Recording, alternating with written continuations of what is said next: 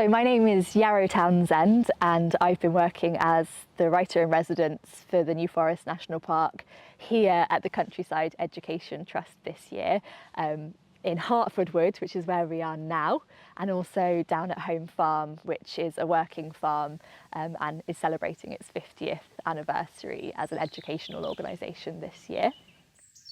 As a writer, my practice has always been really connected to the outdoors. I've worked in conservation, I've learned how to use chainsaws, I've driven tractors, I've worked with livestock, and it's always fed into my writing. I'm a novelist who writes adventures for children, but I'm also a poet and an artist. And whatever I have ended up writing has always been fed by the time I've spent outdoors, working in woodland, working in the New Forest specifically. I grew up, running around underneath gorse bushes and climbing trees and going barefoot in the bog. And I've always felt a connection with this landscape. And so a residency here has been the opportunity to understand it more deeply, to see how it can influence my writing, and also to understand the other people who have worked in these places. So for me, I knew it was going to be very practical. I wanted to spend time cutting wood and coppicing and using those tools and writing about them. But I didn't realise, for me, how creative that would become. I didn't know how playful it would be. There was a lot that I ended up exploring based on inspiration from the natural environment.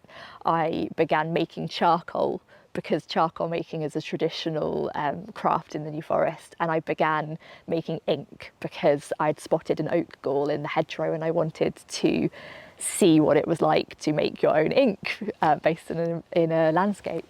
By spending so much time in this place with purpose, it's given me even more dedication to wanting to write about the New Forest and represent the uniqueness of the landscape. There are so many habitats that we haven't even touched on this year that I know really interest me, and they're quite often those habitats that other people might dismiss or see as undervalued. So I really love the wetlands and I love the emptiness of the heathlands. I love the bogs and the mud and the winter in this landscape, and I think there's so much that we can write about in those places that is so interesting and also so important for that environment. So I think one of the reasons that I feel really strongly about the New Forest and that I write about the New Forest is based on the experiences that I had as a young person.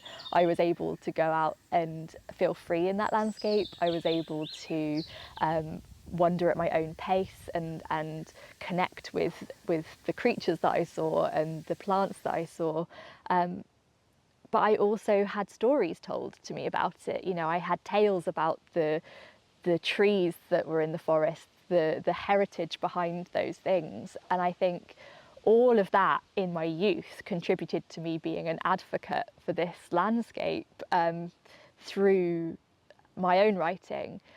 But also as an educator, I want to be able to imbue young people with that same passion. I want them to feel connected. I want them to want to conserve those places.